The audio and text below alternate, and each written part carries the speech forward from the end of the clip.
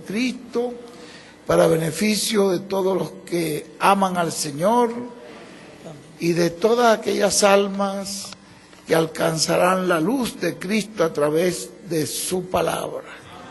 Dejamos inmediatamente con nosotros a nuestro apreciado hermano y amigo, el doctor William Soto Santiago. Muchas gracias.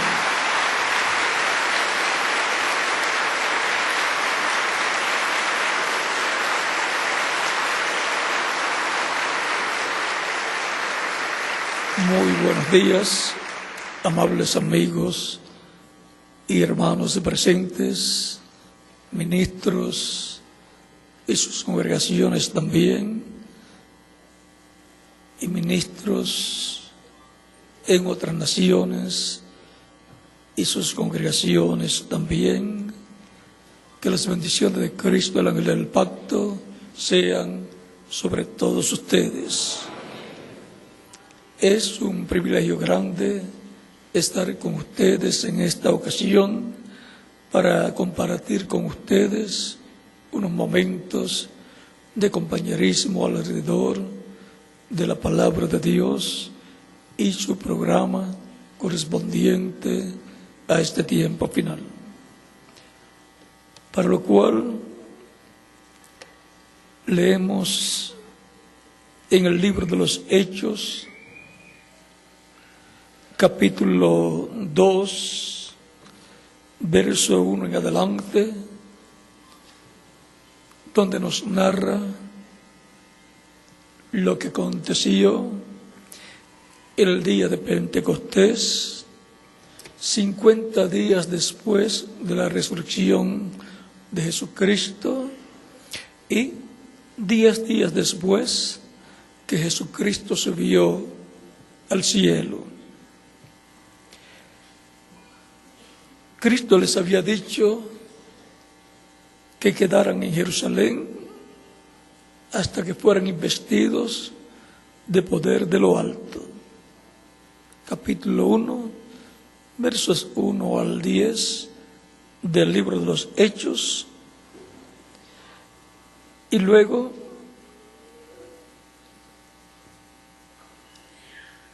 dice el verso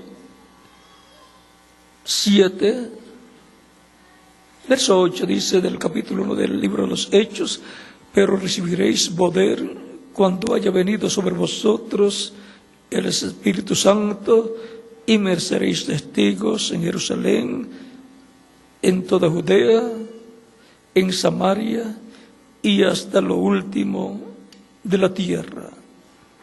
Y habiendo dicho estas cosas, viéndolo ellos, fue alzado y lo recibió una nube que lo ocultó de sus ojos. Luego en el capítulo 2, 10 días después, dice: cuando llegó el día de Pentecostés, estaban todos unánimes juntos, y de repente vino del cielo un estruendo como de un viento recio que soplaba, el cual llenó toda la casa donde estaban sentados. Y se le aparecieron lenguas repartidas como de fuego, asentándose sobre cada uno de ellos. Y fueron todos llenos del Espíritu Santo y comenzaron a hablar en otras lenguas, según el Espíritu les daba que hablasen. Moraban entonces en Jerusalén judíos, varones piadosos de todas las naciones bajo el cielo. Y hecho ese estruendo, se juntó toda la multitud y estaban confusos, porque cada uno le oía hablar en su propia lengua. Porque cada uno les oía hablar en su propia lengua.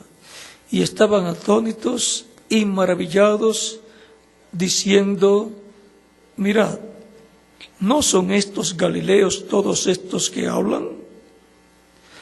¿Cómo pues les oímos nosotros hablar cada uno en nuestra lengua en la que hemos nacido? partos, medas, elamitas, y los que habitamos en Mesopotamia, en Judea, en Capadocia, en el Ponto y en Asia, en Frigia y Panfilia, en Egipto y en las regiones de África, más allá de Cirene, y romanos aquí residentes, tanto judíos como prosélitos, cretenses y árabes, les oímos hablar en nuestras lenguas las maravillas de Dios. Y estaban todos atónitos y perplejos, diciéndose unos a otros, ¿qué quiere decir esto? Mas otros, burlándose, decían, están llenos de mosto. Entonces Pedro, poniéndose en pie con los 11, alzó la voz y les habló diciendo, varones judíos, y todos los que habitáis en Jerusalén, esto os sea notorio y oíd mis palabras, porque esto no están ebrios como vosotros suponéis, puesto que es la hora tercera del día, mas esto es lo dicho por el profeta Joel. Y en los postreros días, dice Dios, derramaré de mi espíritu sobre toda carne, y vuestros hijos y vuestras hijas profetizarán. Vuestros jóvenes verán visiones, y vuestros ancianos soñarán sueños. Y de cierto sobre mis siervos y sobre mis siervas en aquellos días derramaré de mi espíritu y profetizarán. Y daré prodigios arriba en el cielo y señales abajo en la tierra, sangre y fuego y vapor de humo. El sol se convertirá en tinieblas y la luna en sangre antes que venga el día del Señor grande y manifiesto. Y todo aquel que invocar el nombre del Señor será salvo. Que Dios bendiga nuestras almas con su palabra y nos permita entenderla. Nuestro tema es para esta ocasión, todo aquel que invocar el nombre del Señor será salvo. Pueden tomar asiento si tienen la bondad.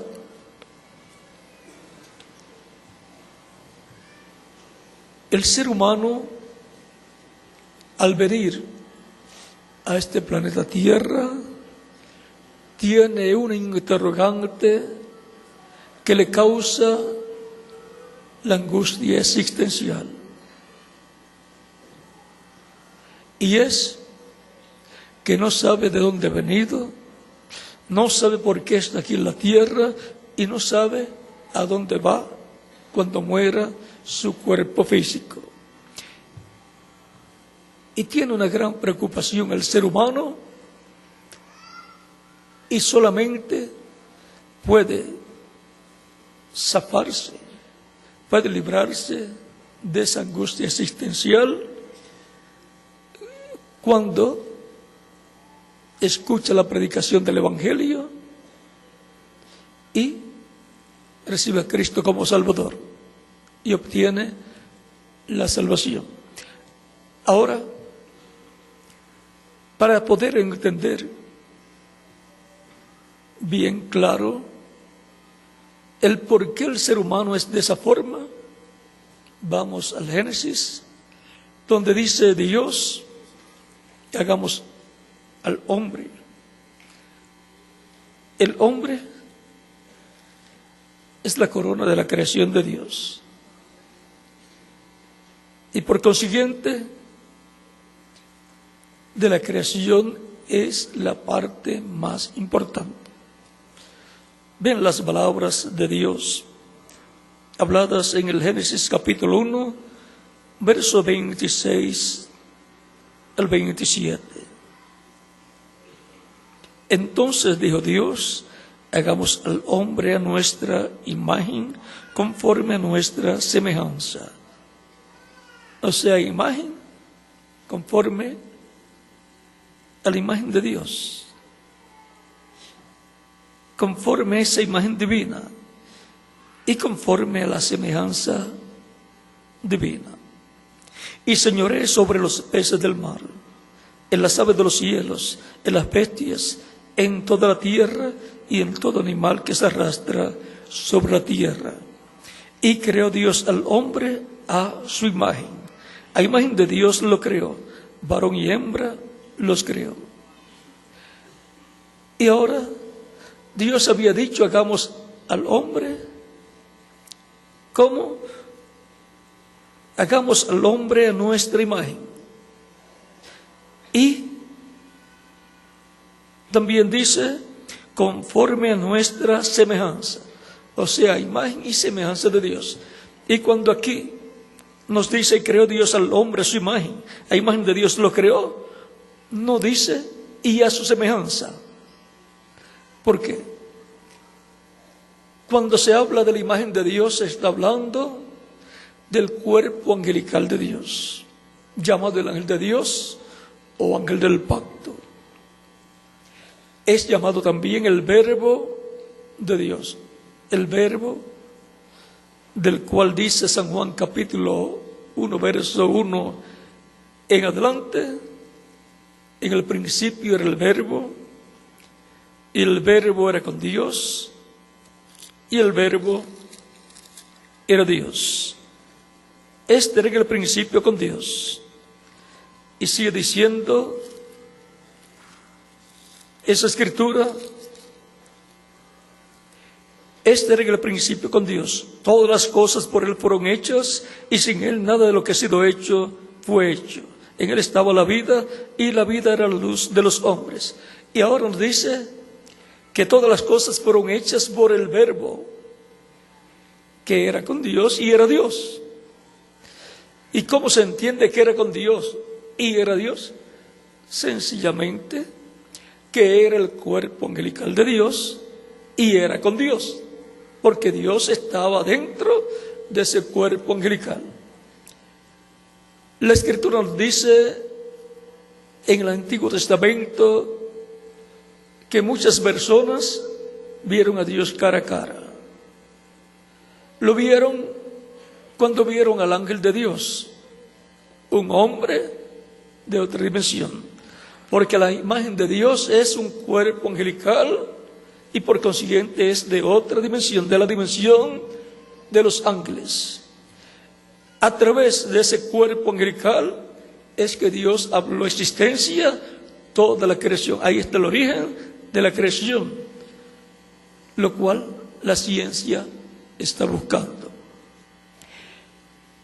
El verbo que era con Dios y era Dios, encontramos que siempre aparecía en las diferentes ocasiones en forma de fuego, una llama de fuego, o en forma de un hombre de otra dimensión. Habló con Adán, habló también con Abraham, habló también no solamente con Abraham, sino que también comió con Abraham. Es el mismo hombre del capítulo 14 del Génesis que le aparece a Abraham cuando Abraham regresa de la victoria en contra de 5 reyes sobre los cuales había obtenido la victoria, y cuando regresa con el botín, Abraham paga los diezmos a Melquisedec. Melquisedec, sin padre, sin madre, es nada menos que el mismo Dios en su cuerpo angelical, su cuerpo teofánico. Por eso San Pablo nos habla que no tiene ni principio ni fin de días. En el capítulo 7 de Hebreos, hablándonos acerca de Melquisedec, es rey de paz, rey de Salem y sacerdote del Dios Altísimo, sacerdote del templo celestial. De ese orden del templo celestial, ese hombre Melquisedec que le apareció a Abraham es el sumo sacerdote de ese templo celestial. le apareció a Abraham en cuerpo angelical, cuerpo teofánico, una teofanía. Un cuerpo que puede aparecer y puede desaparecer, porque es de otra dimensión.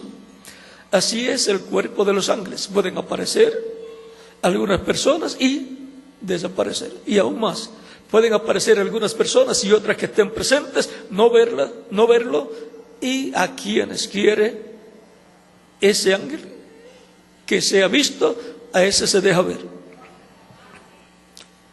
Esa es la clase de cuerpo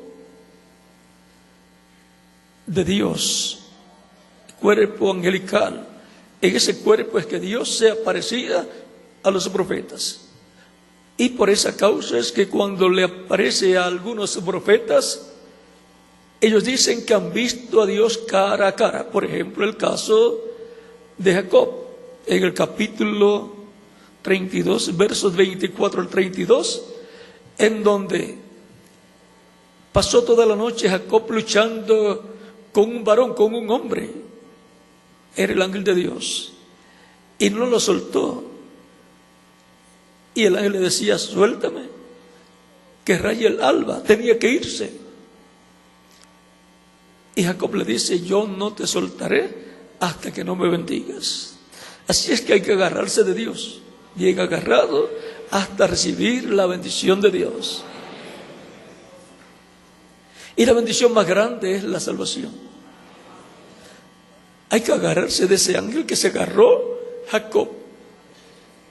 Y ahora, luego Jacob dice que vio a Dios cara a cara y fue librada su alma. Y por eso le puso por nombre al lugar donde eso ocurrió, Peniel. Porque eso tipifica o representa o significa el rostro de Dios, Peniel.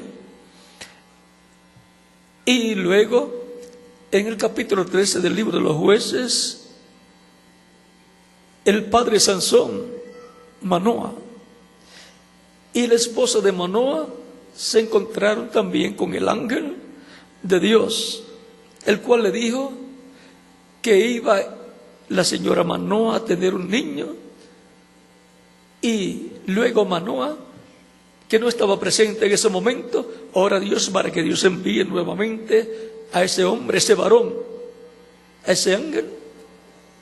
Y Dios lo envía y Manoa habla con él y luego lo invita a una comida y el ángel le dice: yo no comeré de tu pan, pero si tú quieres sacrificar, ofrendar a Dios, sacrificar, ofrécelo a Dios.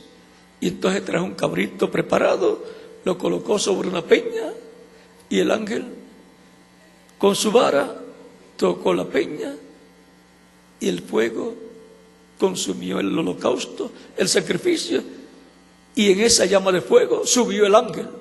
Y entonces Manoa dijo, conoció que era el ángel de Dios, y dijo a su esposa: hemos de morir, porque la escritura dice, le dice Dios a Moisés: no me verá hombre y vivirá, no podrá ver mi rostro ningún hombre y vivir.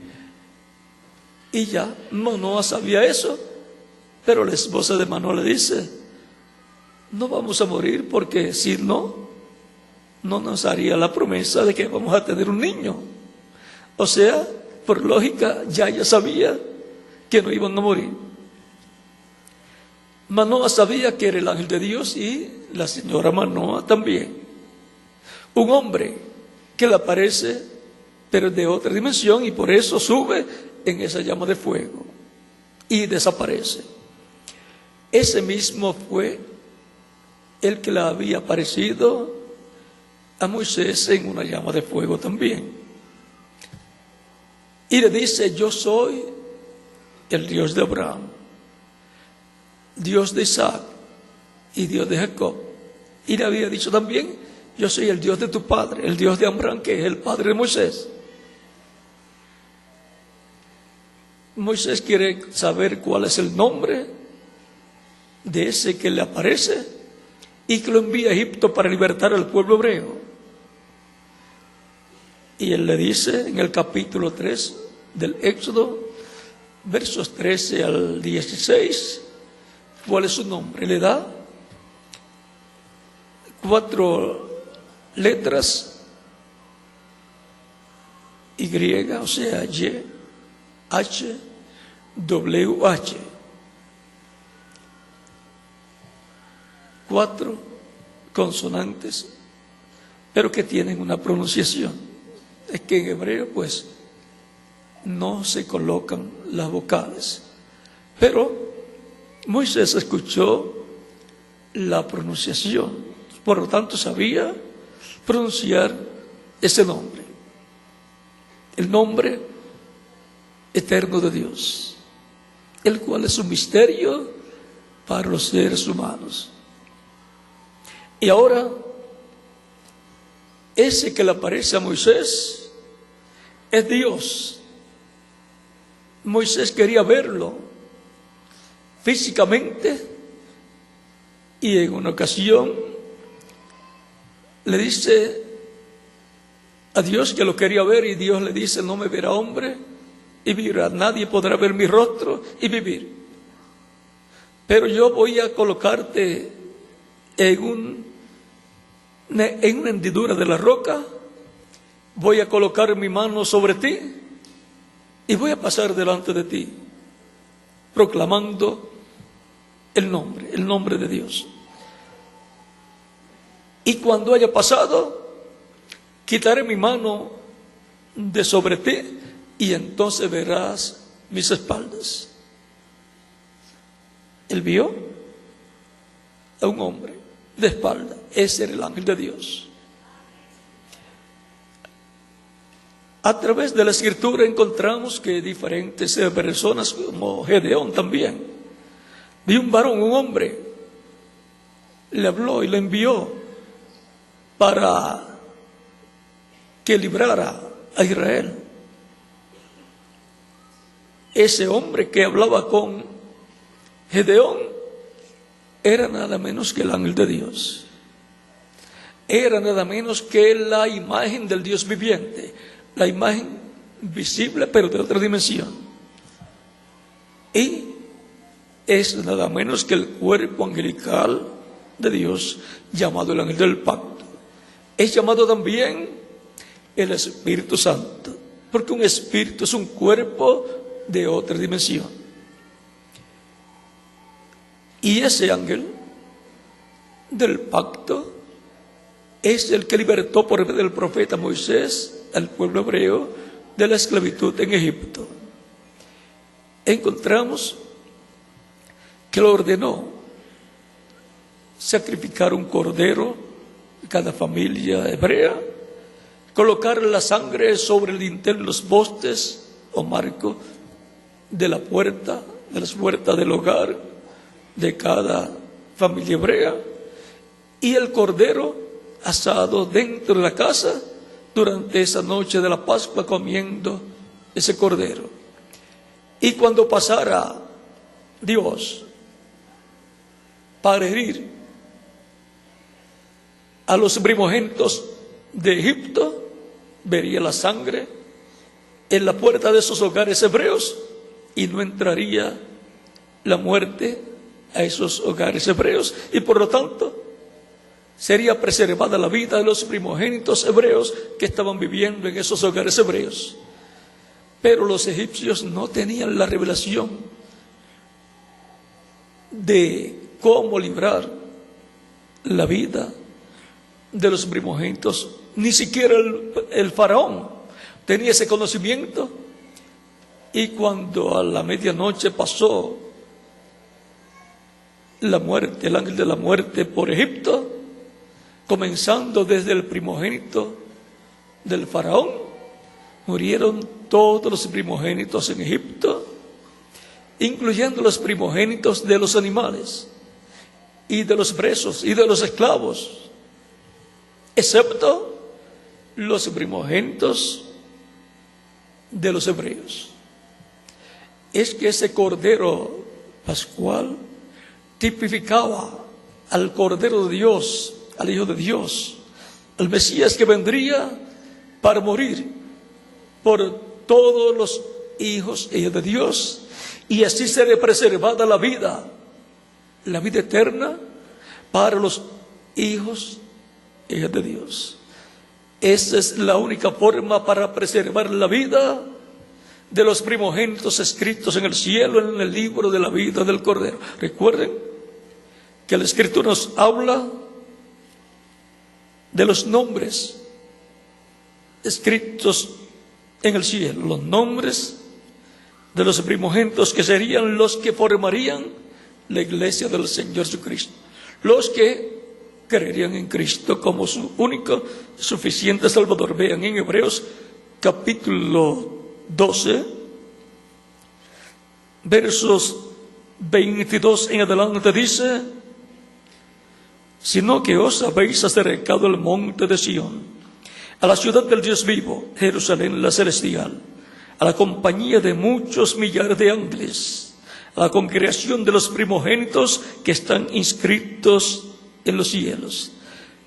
Esos primogénitos que están escritos en el cielo o en los cielos, en el libro de la vida del Cordero, son los que formarían la iglesia del Señor Jesucristo, los cuales escucharían la predicación del Evangelio de Cristo, creerían en Cristo, lo recibirían como su único y suficiente Salvador. Esos serían los que, con la sangre del Cordero de Dios, que es Jesucristo, del cual Juan el Bautista, cuando vio a Jesucristo, dijo: he aquí el Cordero de Dios que quita el pecado del mundo. Él, Jesucristo, con su sacrificio en la cruz del Calvario, su sangre derramada en la cruz del Calvario, llevaría a cabo la obra de redención para la salvación del ser humano, para la salvación de vida eterna de todos aquellos que tienen sus nombres escritos en el cielo, en el libro de la vida del Cordero. Por eso continúa diciendo aquí el apóstol San Pablo.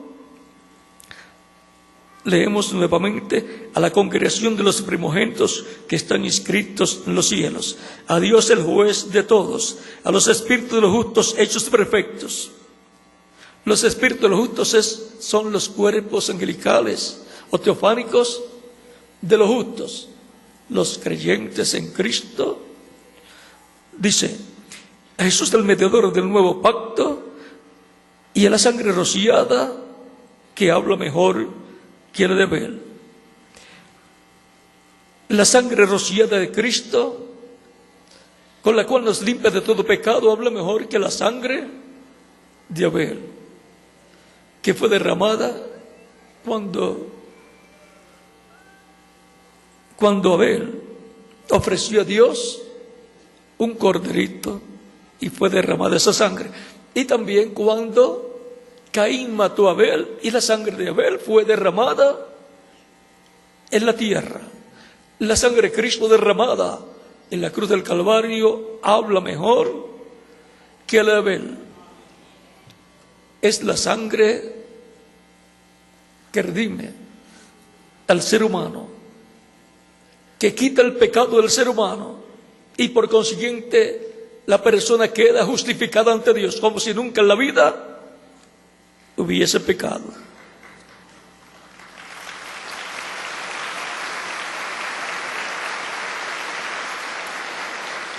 Los sacrificios que el pueblo hebreo efectuaba, tanto desde antes de la liberación del pueblo hebreo de Egipto. Recuerden, Abraham sacrificaba a Dios animalitos, Isaac también, Jacob también, los patriarcas también, porque son tipo y figura del Mesías y su sacrificio en la cruz del Calvario.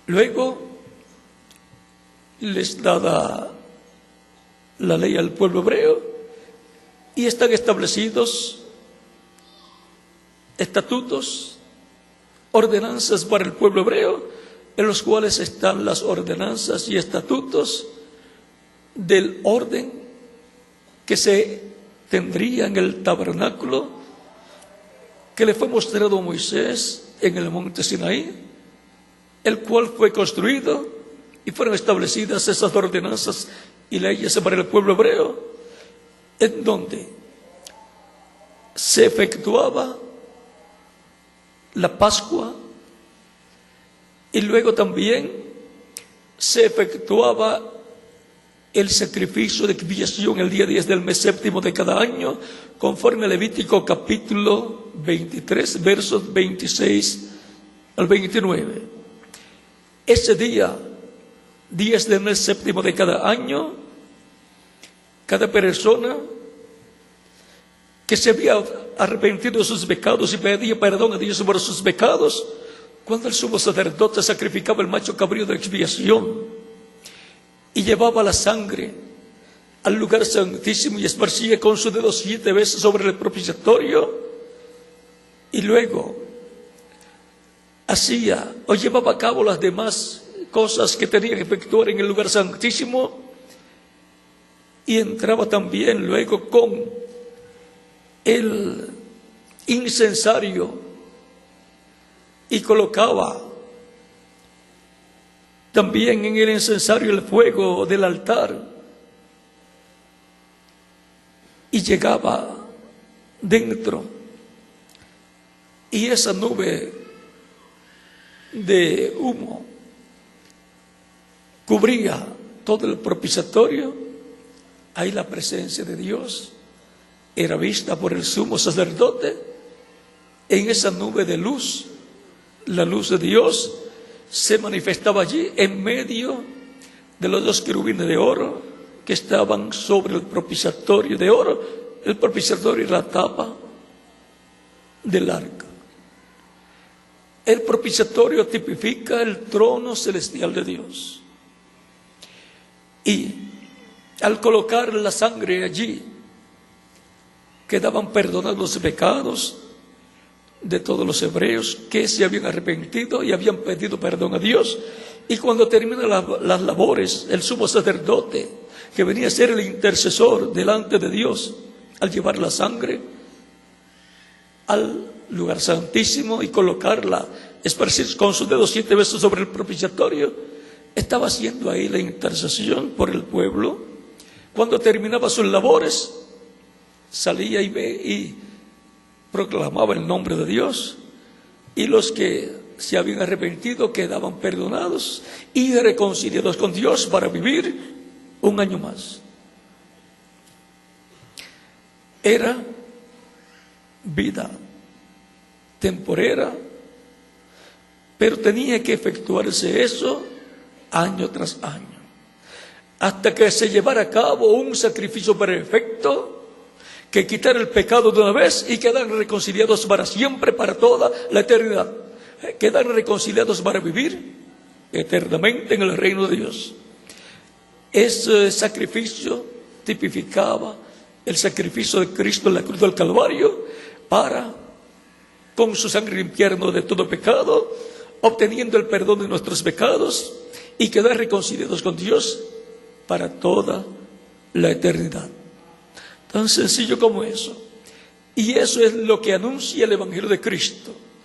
Por eso encontramos en San Lucas capítulo 24, versos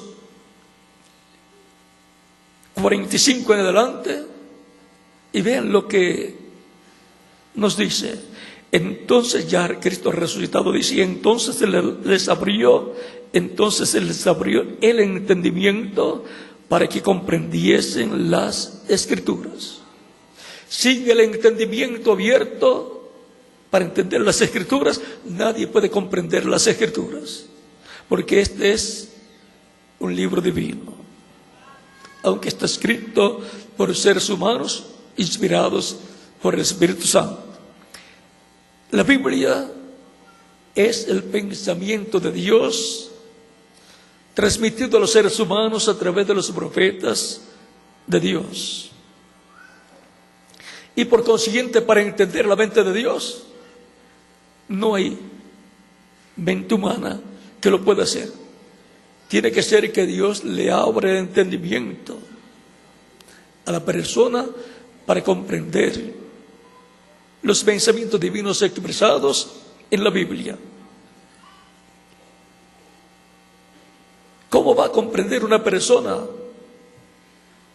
que con un sacrificio que se efectuaba ya de un animalito, los pecados le eran perdonados y quedaban cubiertos los pecados con la sangre de ese animalito y quedaban reconciliados para vivir un año más?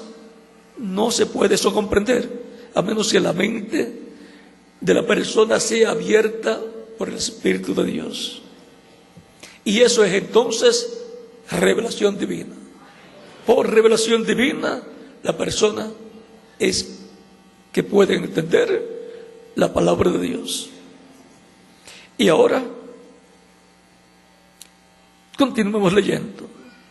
Entonces les abrió el entendimiento para comprender las Escrituras. Y les dijo: así está escrito, y así fue necesario que el Cristo padeciese y resucitase de los muertos al tercer día. Por eso Jesucristo, conociendo las Escrituras, puede decir que al tercer día Él iba a resucitar. Él lo sabía. Él decía: destruyan este templo. Pero cuando decía destruyan este templo, no se refería al templo que estaba allí frente a ellos. El templo siempre tipifica a Cristo. Y también tipifica a la iglesia del Señor Jesucristo, y también tipifica al templo celestial. Y ahora Cristo decía: destruyan este templo y en 3 días yo lo levantaré. Muchas personas pensaban que estaba hablando del templo físico que estaba allí presente, y le decían a Jesucristo: en 46 años fue construido este templo, y tú en 3 días lo vas a levantar. Pero él hablaba no del templo físico, sino de su cuerpo. Recuerden que el cuerpo del ser humano es templo de Dios, dice el apóstol San Pablo. Es que el ser humano, como les dije al principio, es a imagen y semejanza de Dios. La imagen es el cuerpo angelical, el espíritu de la persona, y la semejanza física es el cuerpo de carne. Dios, luego que había creado esa imagen a Adán, luego más adelante, del polvo de la tierra, toma y forma un cuerpo físico y coloca a Adán, que es alma viviente, y tiene su cuerpo espiritual, lo coloca dentro del cuerpo de carne, y ese cuerpo de carne es la semejanza física, la semejanza de Dios. Pero la imagen de Dios es el cuerpo angelical. Y ahora continuemos aquí. Dice, Cristo sabía que Él iba a resucitar. Estaba prometido en la Escritura. Y Él lo proclamaba así. Por eso fue que cuando fue crucificado y luego fue quitado de la cruz y colocado en el sepulcro de José de Arimatea, los líderes religiosos, los sacerdotes, le hablan a Pilato para que asegure bien y ponga una guardia frente a la tumba, porque él había dicho que al tercer día iba a resucitar. Pero eso no impidió que resucitara de los muertos. Resucitó y está vivo. Y vivirá eternamente, y nosotros con Él.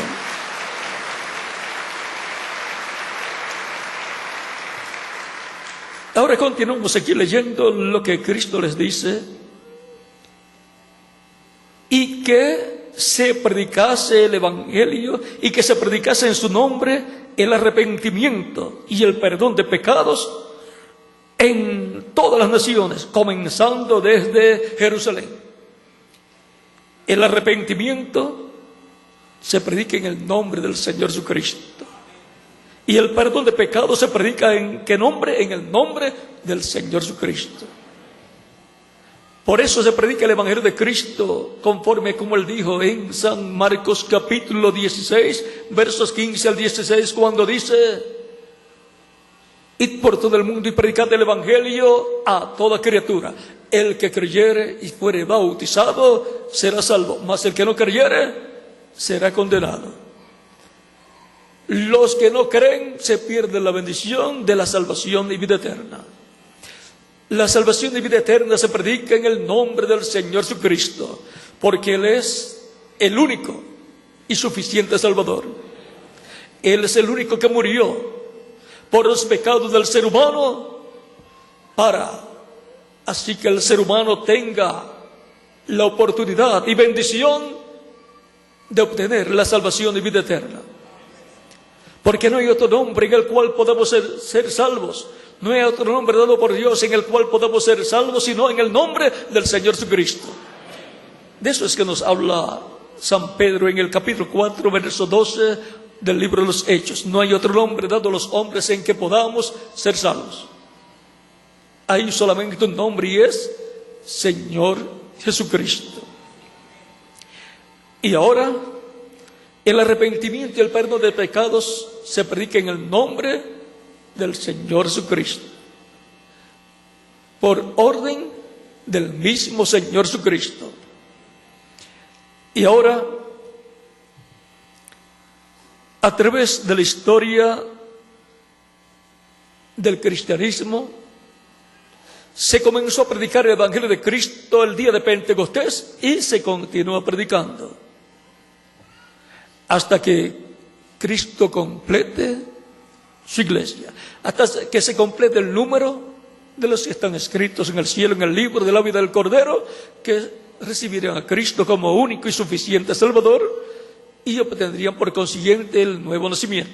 Serían las personas que al recibir a Cristo como Salvador luego serían bautizadas en agua en el nombre del Señor Jesucristo. Cristo los bautizaría con Espíritu Santo y fuego y producirían en las personas el nuevo nacimiento.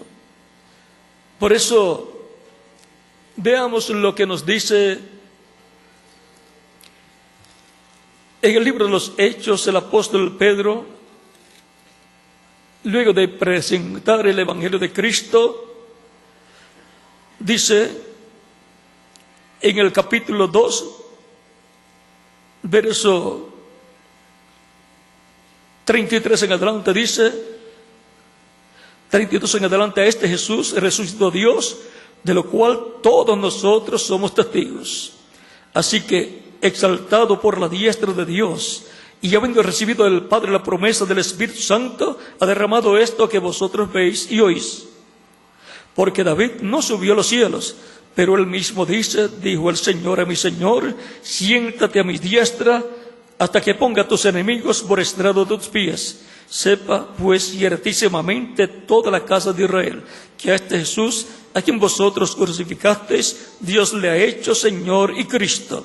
Al oír esto, se compungieron de corazón y dijeron a Pedro y los otros apóstoles: varones hermanos, ¿qué haremos? Pedro les dijo: arrepentíos y bautícese cada uno de vosotros en el nombre de Jesucristo para perdón de los pecados y recibiréis el don del Espíritu Santo, porque para vosotros es la promesa y para vuestros hijos y para todos los que están lejos, para cuantos el Señor nuestro Dios llamare. Y con otras muchas palabras testificaba y les exhortaba diciendo: sed salvos de esta perversa generación. Así que los que recibieron su palabra fueron bautizados, y se añadieron aquel día como 3,000 personas, y perseveraban en la doctrina de los apóstoles, en la comunión los unos con los otros, en el partimiento del pan y en las oraciones. Y ahora como 3,000 personas creyeron y fueron bautizadas en agua en el nombre del Señor Jesucristo. Y el verso 47 dice: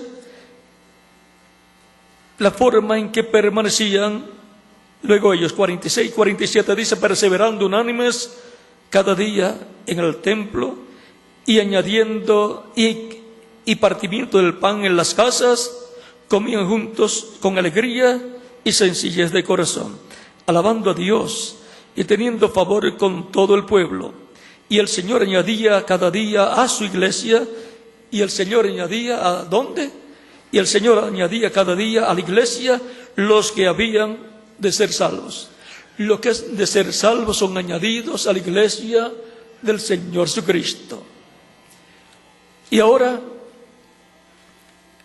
vemos el porqué. Las personas escuchan la predicación del Evangelio de Cristo, creen en Cristo, son bautizados en agua en su nombre, y Cristo los bautiza con Espíritu Santo y fuego, y producen en las personas el nuevo nacimiento. Parece algo que surgió allá en Israel, y pensaban, es una nueva secta religiosa que ha surgido. Y en el tiempo de San Pablo decían que era un camino de herejía. Y San Pablo decía: conforme al camino que llaman herejía, sirvo al Dios de mis padres. Pero lo que en un tiempo es llamado herejía, luego más adelante es llamado la verdad absoluta de parte de Dios para bendición del pueblo.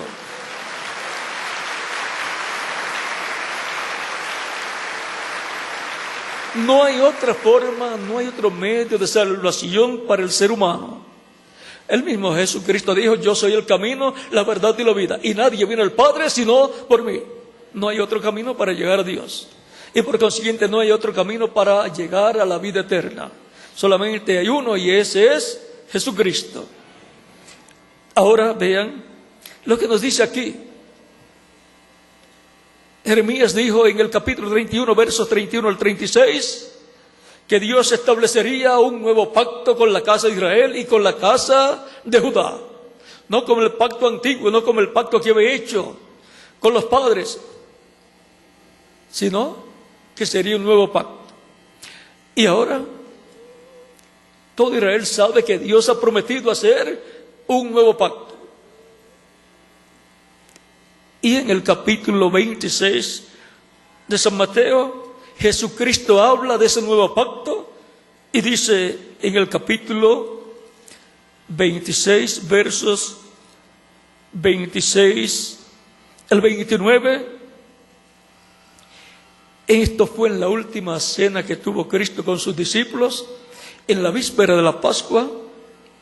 Dice la Escritura: y mientras comían, tomó Jesús el pan y bendijo, y lo partió y dio a sus discípulos y dijo: tomad, comed, esto es mi cuerpo. O sea, que en el pan representó, tipificó su cuerpo físico. Él en una ocasión había dicho: el que no coma mi carne y beba mi sangre no tiene vida en sí mismo, no tiene vida permaneciente en sí. Ahora veamos. Eso sería como se comió el pueblo hebreo el cordero pascual allá en Egipto, y la sangre fue colocada en el dintel de los postes de los hogares hebreos, de la puerta de los hogares hebreos. Ahora, el verso 27 continúa diciendo: y dijo: tomad, comed, esto es mi cuerpo.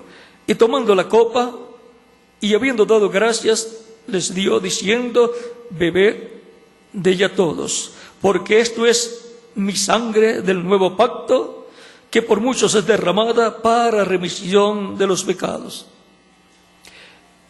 En el vino tipificó su sangre, que sería derramada en la cruz del Calvario para la remisión de los pecados del ser humano.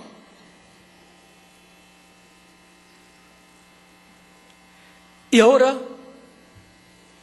la sangre del nuevo pacto es la sangre de Jesucristo derramada en la cruz del Calvario.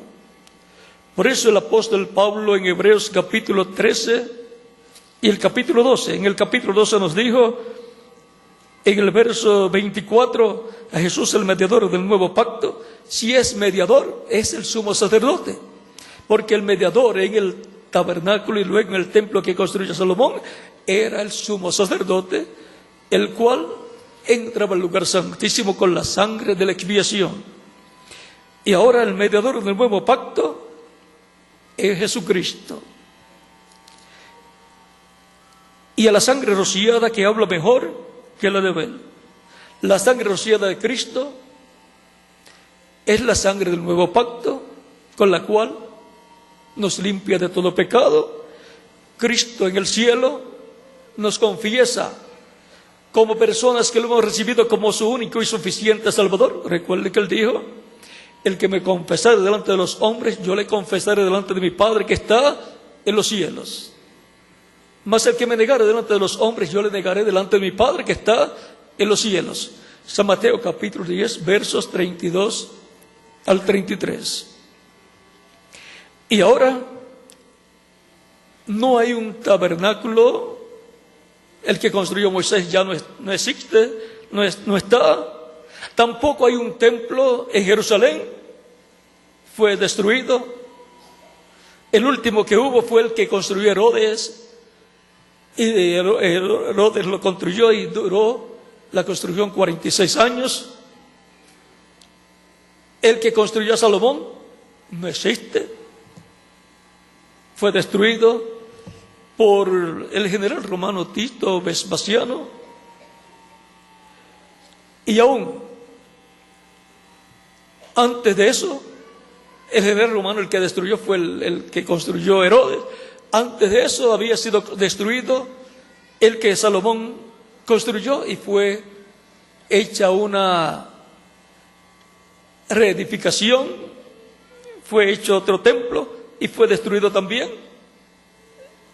Y ahora, después de la destrucción del templo de Jerusalén por Tito Vespasiano, en el año 70 de la era cristiana, no ha sido construido otro allí. ¿Por qué? Porque allí está un templo, 2 templos allí del Islam, y nadie se atreve a destruir esos templos para construir un templo judío. Se formaría una guerra. Eso vendrá más adelante con un terremoto, y luego más adelante en el reino del Mesías ya las cosas van a cambiar, porque el Mesías amará a islámicos y a judíos también.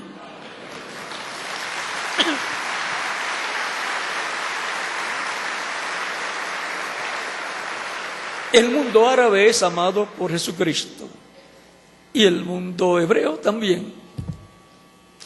Son familia, vienen de Abraham. Por lo tanto, hay una bendición para los musulmanes y hay una bendición para los hebreos. Así es que podemos ver que al venir de Abraham hay una bendición para ellos. Los problemas que hay ahí son problemas de familia. Y como problemas de familia hay que saber tratar esos problemas para que haya paz. Es el mismo Dios, el Dios de Abraham, es el Dios del pueblo musulmán y del pueblo hebreo. Ahora, no hay sacrificio por el pecado como lo hubo en el templo que estaba allí presente en los días de Jesús, y como lo hubo en el tiempo del rey Salomón, en el tiempo de los profetas y así por el estilo. Y tampoco hay sacrificio como los hubo en el tiempo de Moisés en el tabernáculo.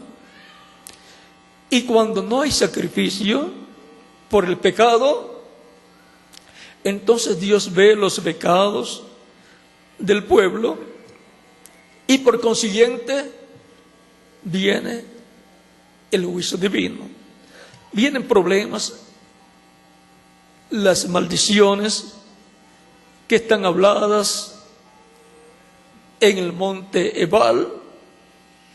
Pero si hay un sacrificio por el pecado y la persona se acoge a ese programa, a ese sacrificio, entonces están las bendiciones habladas sobre el monte Gerizim. Ahora, ¿cómo van las personas a tener la sangre de un sacrificio de expiación por el pecado en el templo o tabernáculo que Moisés construyó, o el templo que construyó Salomón, si ya no existe? Entonces tiene que haber un templo en algún lugar donde esté la sangre de expiación por el pecado del ser humano, al cual nosotros nos acerquemos para obtener la misericordia de Dios, el perdón de nuestros pecados y ser limpios con esa sangre, ser perdonados y por consiguiente quedar como si nunca en la vida hubiésemos pecado. Ese templo está en el cielo. Y el sumo sacerdote de ese templo, que fue representado, tipificado en Aarón, y en cada sumo sacerdote que sucedía a Aarón, ahora ya no se necesita un templo terrenal para hacerse un sacrificio con un animalito, porque ya el sacrificio perfecto fue hecho en la cruz del Calvario por Jesucristo. Y Él, como sumo sacerdote, está en el cielo, en el templo celestial. Él es el abogado bajo el nuevo pacto en el templo celestial para abogar por toda persona que lo recibe como único y suficiente Salvador. Esa es la labor del sumo sacerdote, la labor de un abogado. Él con su sangre preciosa limpia a toda persona que lo recibe como Salvador, le otorga el perdón, lo limpia de todo pecado y queda justificado ante la presencia de Dios, como si nunca la vida hubiese pecado. Él es el que perdona nuestros pecados y con su sangre nos redime, nos limpia de todo pecado y nos restaura a la vida eterna. La persona que ha recibido a Cristo como Salvador ya tiene vida eterna, está en la esfera espiritual. Su alma tiene vida eterna y su cuerpo espiritual tiene vida eterna, y solamente le falta la vida eterna física, que será otorgada en la resurrección de los muertos en Cristo, en cuerpos eternos, inmortales, glorificados y jóvenes para toda la eternidad. Y para los que estén vivos, creyentes en Cristo, la transformación. Serán transformados y por consiguiente serán adoptados. La adopción es la redención del cuerpo, en donde las personas recibirán el cuerpo inmortal, incorruptible y glorificado, igual al cuerpo glorificado que tiene Jesucristo. Igual a ese cuerpo será el cuerpo que Cristo les va a dar a todos los creyentes en Él cuando los transforme. Y a los que murieron, cuando los resucite, los resucitará en cuerpos inmortales, cuerpos glorificados. Eso es lo que nos dice San Pablo en 1 Corintios capítulo 15, versos 49 en adelante. Dice: así como hemos traído la imagen del terrenal, traeremos también la imagen del celestial. Pero esto digo, hermanos, que la carne y la sangre no pueden heredar el reino de Dios, ni la corrupción hereda la incorrupción. O sea que en el cuerpo físico corruptible no podemos heredar incorrupción. Se va a corromper el cuerpo físico, va poniéndose viejo y después se muere, y los gusanos se lo comen, los gusanos de su propio cuerpo. Pero vean la buena noticia para los creyentes en Cristo. He aquí os digo un misterio. Recuerden que es un misterio del reino de Dios. No todos dormiremos. No todos dormiremos, quiere decir no todos moriremos.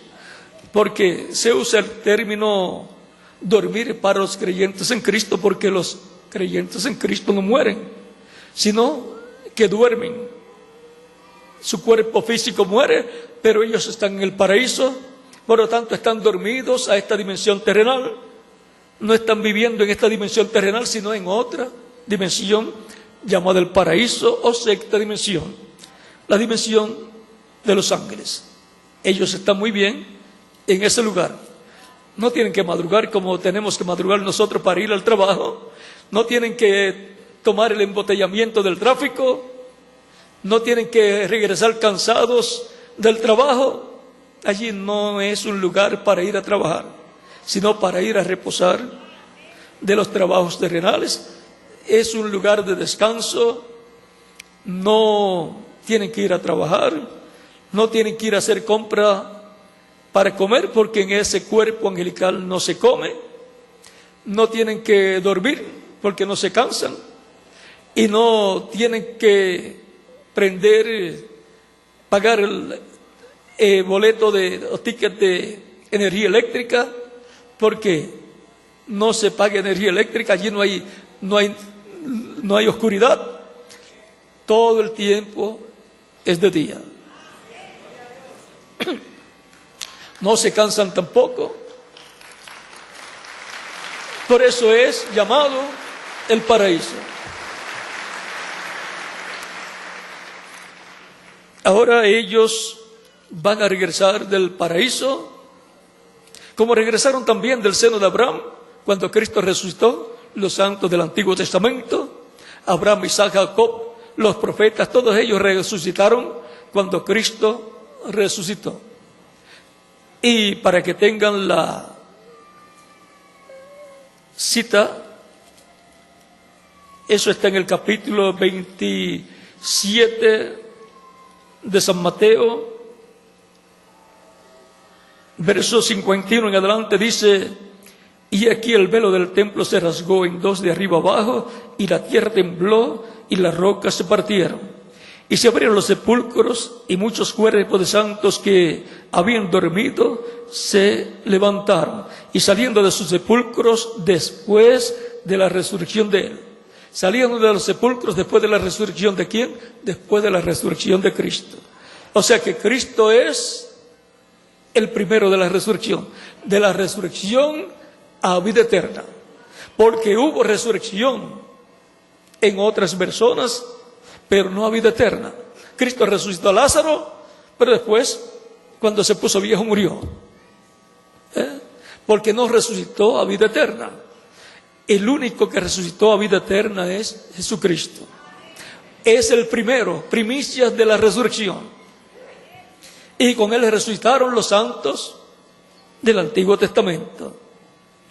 Él los buscó allá en el paraíso o seno de Abraham y los trajo de nuevo a la tierra. Y dice: y saliendo de los sepulcros después de la resurrección de él, vinieron a la santa ciudad, o sea, Jerusalén, y aparecieron a muchos. Aparecieron a muchas personas, de seguro muchas personas decían: ¿y quiénes son estas personas tan jóvenes? Porque se resucita en cuerpo eterno, en cuerpo joven, en cuerpo inmortal. Así es que ver a Abraham y a Sara, jovencitos de 18 a 21 años caminando por Jerusalén, de seguro decían: ¿y esos jóvenes quiénes serán? ¿Y estos otros jóvenes? Y como eran días en que iban para las fiestas que se efectuaban en esos días, bueno, estos son turistas de seguro. Un grupo de jóvenes que vino a algún congreso, pero eran los santos del Antiguo Testamento que habían resucitado con Cristo. Y ahora, eso fue para la primera venida del Señor. Para la segunda será la resurrección de los creyentes en Cristo que han muerto y la transformación de los que estén vivos.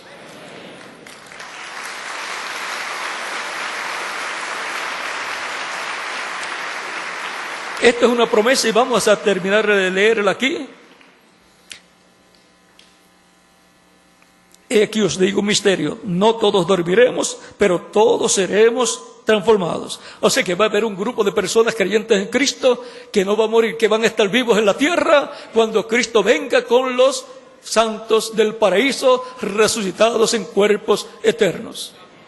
Y vienen para encontrarse con los que van a ser transformados. Porque después de eso, estarán en una temporada aquí de unos 30, 40 días, como estuvieron con Cristo, de unos 40 días en la tierra estuvieron, Cristo apareciéndole a sus discípulos, comiendo con ellos, no menos de 8 ocasiones, apareció a ellos, y después 40 días estuvo con ellos, ya resucitado, y después subió al cielo para ocupar su posición en el cielo, en el trono de Dios. En el trono de Dios, representado en el propiciatorio que estaba en el lugar santísimo sobre el arca del pacto, porque ese propiciatorio donde esparcían la sangre tipifica el trono celestial de Dios. Y ahora Cristo luego sube al cielo, ya había presentado su sangre y su obra, y luego sube al cielo para sentarse en el trono como sumo sacerdote, haciendo intercesión por cada persona que lo recibe como su Salvador. Por lo tanto, todo el programa de la redención que se lleva a cabo en la tierra bajo la predicación del Evangelio de Cristo se opera desde el templo celestial, no de un templo terrenal. Ya no está el tabernáculo que construyó Moisés, ni el templo que construyó el rey Salomón, ni siquiera el de Herodes está. Pero todo está siendo trabajado, operado, llevado a cabo desde el trono celestial, desde el templo celestial. El trono celestial, el trono del Padre, es el propiciatorio sobre el cual Cristo está sentado con su propia sangre como sumo sacerdote, ofreciendo esa labor de intercesor, de mediador. Hay un solo mediador entre Dios y los hombres, y su nombre es Señor Jesucristo, nos dice la Escritura. No hay otro mediador, solamente hay uno, y es Jesucristo. Él es Melquisedec. Por eso es que él decía: antes que Abraham fuese, yo soy. No podían comprender cómo un hombre que tenía unos 30 o 33 años de edad podía decir que era antes que Abraham. En su cuerpo físico tenía esa edad, pero en su cuerpo angelical era antes que Abraham y antes que Adán, y era antes que toda la creación. Fue por medio de él que Dios creó todas las cosas. Y ahora continuemos aquí. Dice: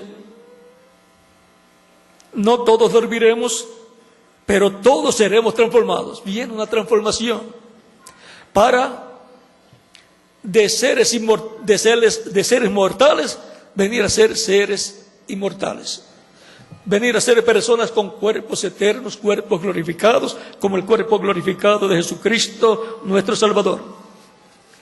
Recuerden que es un proyecto, un programa divino. Dice: en un momento, en un abrir y cerrar de ojos, a la final trompeta. ¿Qué es la final trompeta? El mensaje final de Dios. Porque se tocará la trompeta y los muertos serán resucitados incorruptibles y nosotros seremos transformados. Es una promesa divina. La final trompeta es el final mensaje de Dios, que es el Evangelio del Reino siendo predicado en la tierra, y cuando estén escuchando la predicación del Evangelio del Reino en conjunto con el mensaje del Evangelio de la gracia, el Evangelio de Cristo, recuerden, ese es el tiempo para venir el Señor con los creyentes en Cristo que murieron, trayéndolos en cuerpos glorificados, cuerpos resucitados glorificados, y viniendo a su iglesia para la transformación de los creyentes en Cristo, nacidos de nuevo, que estén vivos en la tierra. La final trompeta, el mensaje final. De eso también nos habla en Primera de Tesalonicenses, capítulo 4, versos 11 al 18, cuando nos habla que el Señor descenderá con aclamación, voz de arcángel y trompeta de Dios. Por lo tanto, es un programa divino. Y para comprenderlo, tiene que ser nuestra mente abierta por el Espíritu Santo, así como fue abierta la mente de los creyentes en Cristo, los apóstoles, para poder comprender el por qué Jesucristo tenía que morir, tenía que resucitar y estar con ellos nuevamente, y luego predicarse el Evangelio de Cristo, predicarse el arrepentimiento y el perdón de pecados a todas las naciones. Era un proyecto divino que solamente Jesucristo lo comprendía. Las demás personas no comprendían ese proyecto divino.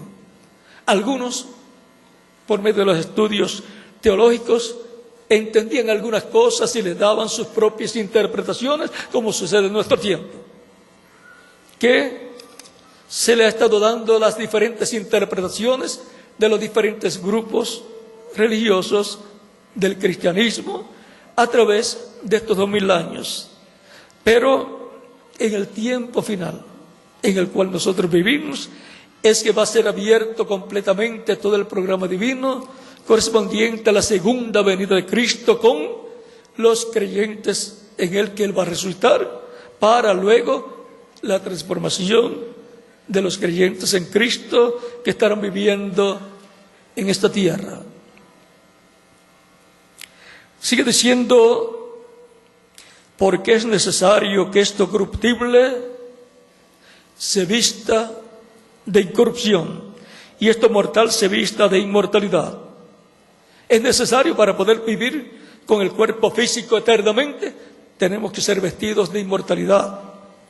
Nuestro cuerpo físico tiene que pasar a ser transformado, a ser un cuerpo glorificado como el de Jesucristo, nuestro Salvador. Y eso colocaría a la iglesia del Señor Jesucristo ya transformados todos con cuerpos eternos, cuerpos inmortales, los colocaría como una nueva raza, una raza con vida eterna, una raza inmortal, una raza con todo el poder como Jesucristo también lo tiene.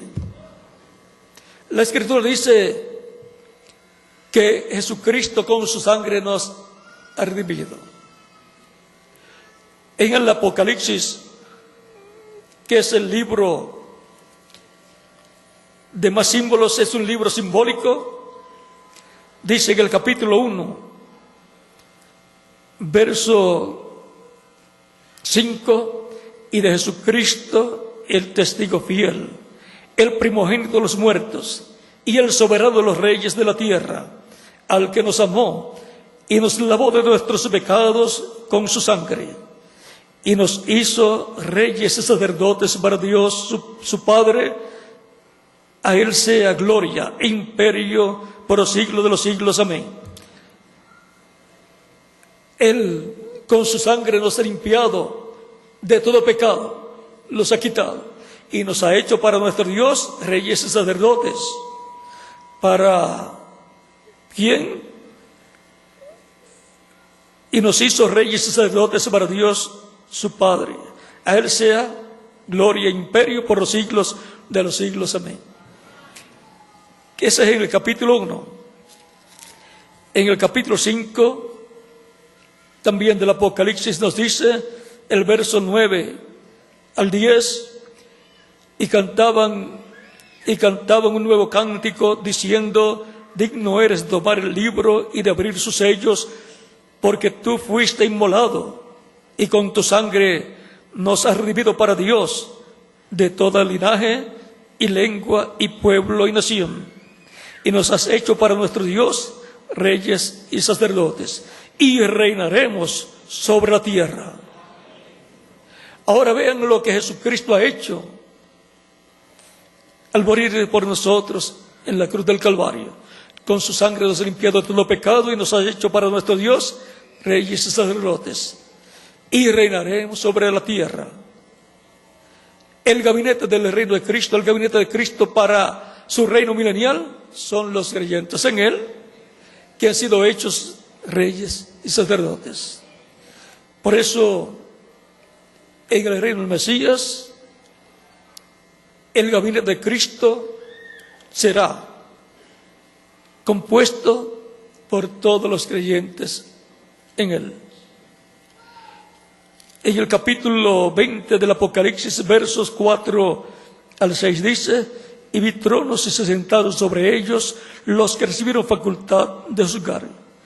Y vi las almas de los decapitados por causa del testimonio de Jesús y por la palabra de Dios, los que no habían adorado a la bestia ni a su imagen, y que no recibieron la marca en sus frentes ni en sus manos, y vivieron y reinaron con Cristo 1000 años.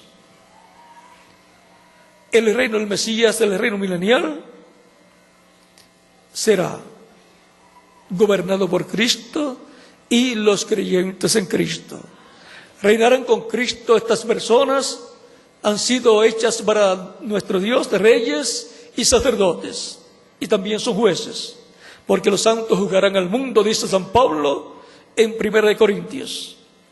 Por lo tanto, el poder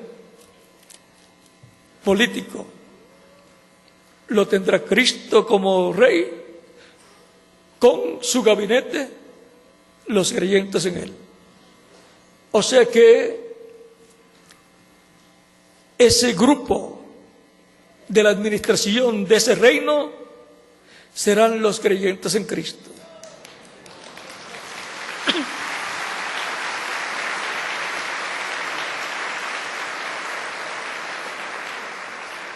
Y ese es el poder político. El poder religioso lo tendrá Cristo, que es el sumo sacerdote, según el orden de Melquisedec. Él es el Melquisedec que le apareció a Abraham, le apareció en su cuerpo angelical. Pues el poder religioso lo tendrá Cristo como sumo sacerdote, según el orden de Melquisedec, y todos los creyentes en Él, que han sido hechos sacerdotes también. Y el poder judicial de ese reino lo tendrá Cristo como el juez de la Corte Suprema de ese reino, el juez supremo, y los que forman ese poder judicial serán los creyentes en Cristo, que han sido hechos jueces también. Son los que juzgarán al mundo, y en ese reino también estarán juzgando. Ese poder judicial estará a cargo de Cristo como el juez, al cual Dios ha puesto como juez de los vivos y de los muertos. Y su gabinete serán los creyentes en Él. Tendrán la posición también de jueces. Todo eso es para aquellos que han escuchado la predicación del Evangelio de Cristo, nació la fe de Cristo en su alma, creyeron y han dado testimonio público de su fe en Cristo, dando testimonio público, recibiéndolo como su único y suficiente Salvador. Y así han estado invocando el nombre del Señor Jesucristo como su único y suficiente Salvador, y han sido bautizados en agua y en nombre del Señor Jesucristo. Y por consiguiente ha sido invocado sobre ellos el nombre del Señor en el bautismo. Esas son las personas que han escuchado, han creído y han invocado el nombre del Señor y han sido salvas.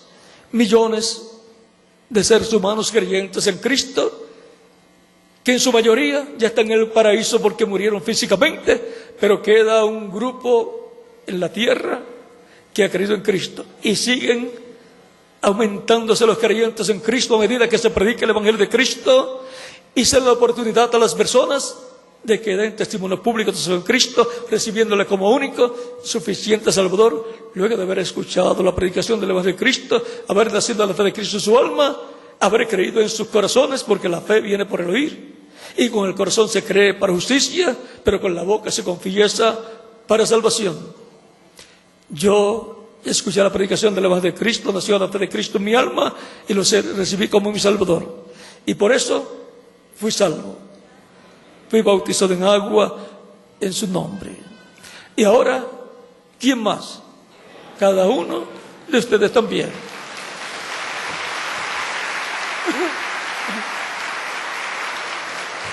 Si hay una persona presente que todavía no ha recibido a Cristo como Salvador y nació la fe de Cristo en su alma y su alma anhela la salvación y vida eterna, puede recibirlo ahora como Salvador, puede dar testimonio público de usted en Cristo, recibiéndole como Salvador, para lo cual puede pasar acá al frente y estaremos orando por usted.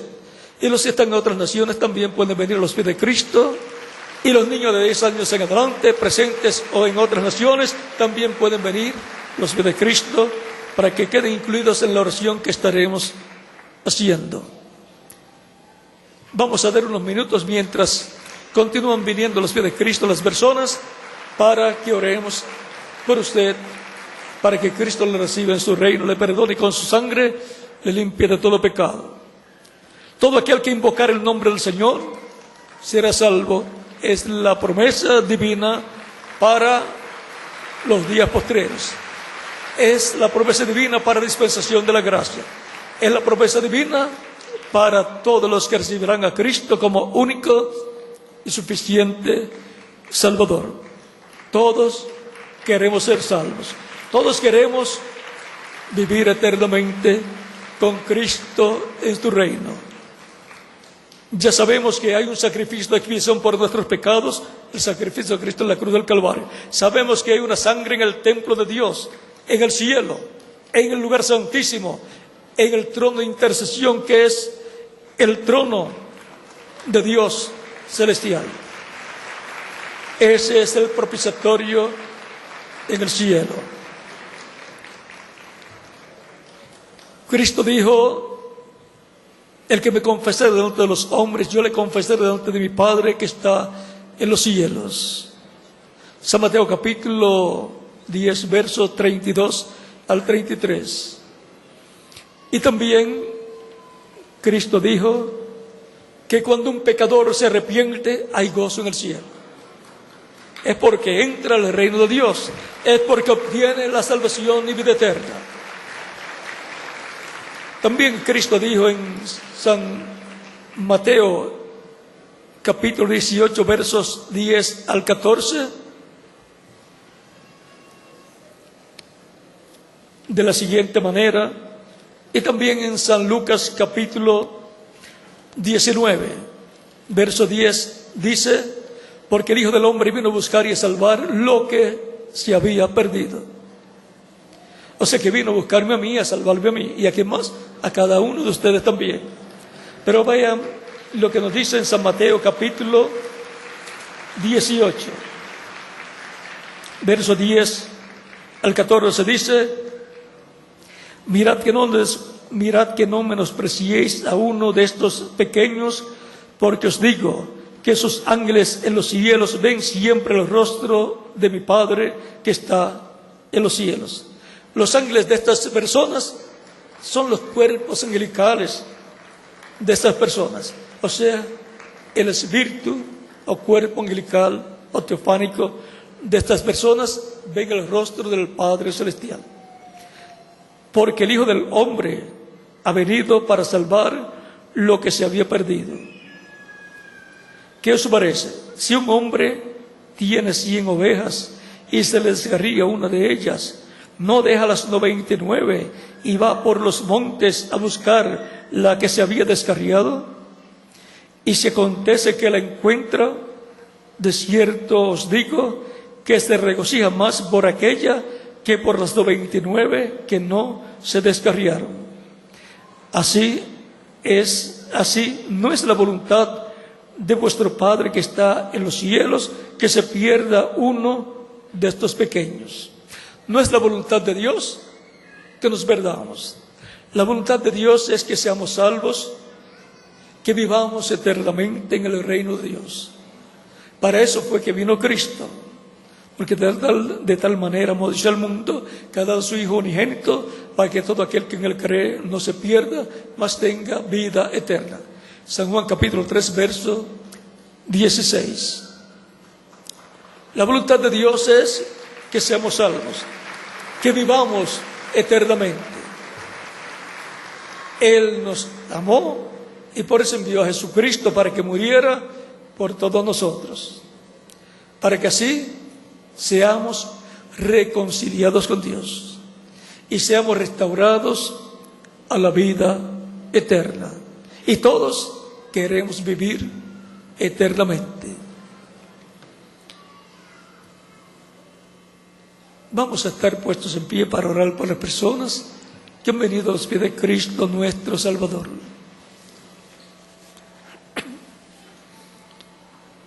Lo más importante es la vida y sobre todo la vida eterna. Sin la vida no hay valor para las riquezas, no hay valor para las profesiones. La vida es lo más importante, cuanto más la vida eterna.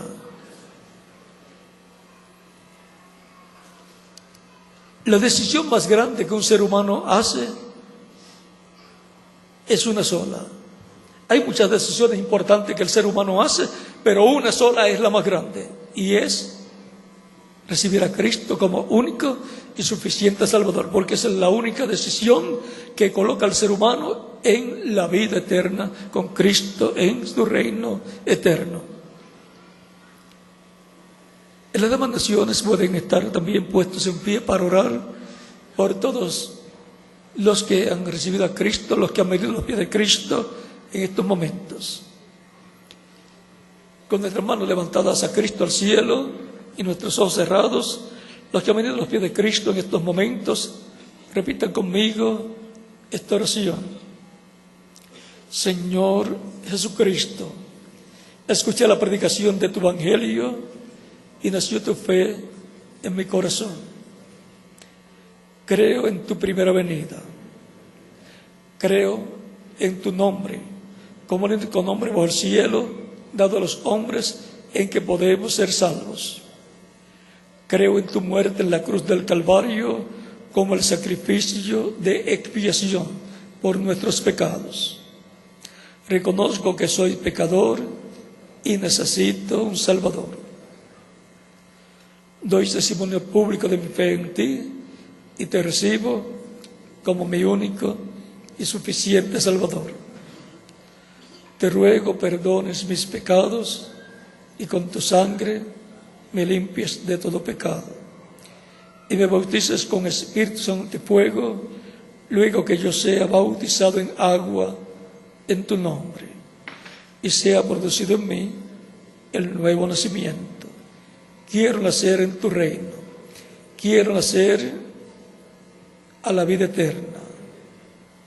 Señor, sálvame. Te lo ruego en tu nombre eterno y glorioso, Señor Jesucristo. Amén.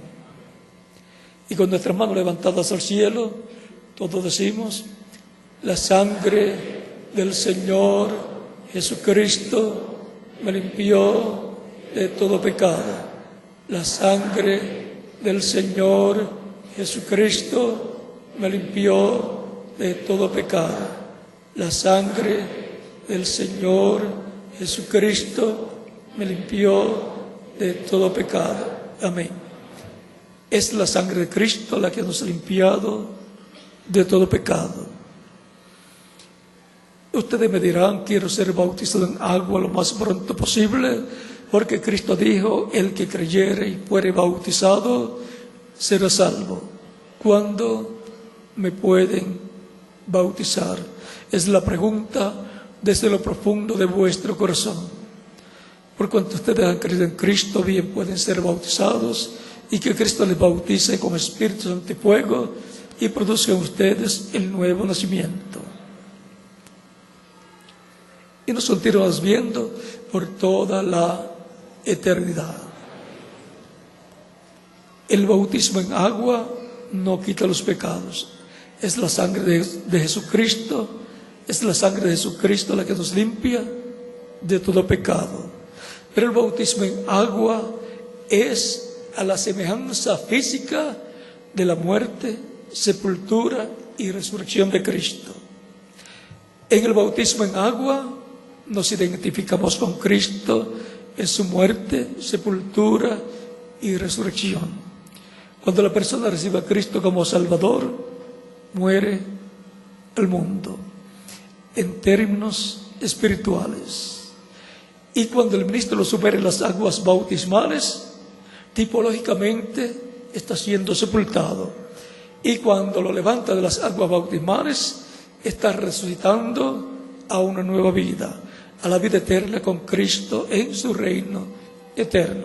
Tan sencillo como eso es el simbolismo del bautismo en agua en el nombre del Señor Jesucristo.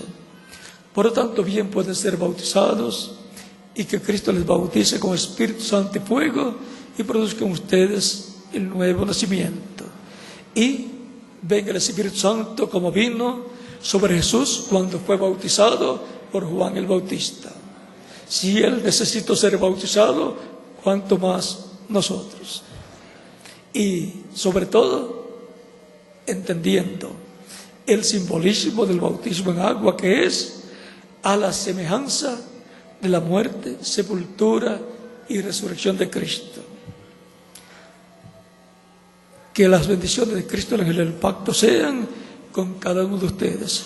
Dejo al ministro aquí presente para que les indique cómo hacer para ser bautizados en agua en nombre del Señor Jesucristo. Y en cada país y en cada lugar dejo al ministro correspondiente para que haga en la misma forma. Y que Dios les bendiga y les guarde y continúen pasando una tarde feliz, llena de las bendiciones de Cristo nuestro Salvador.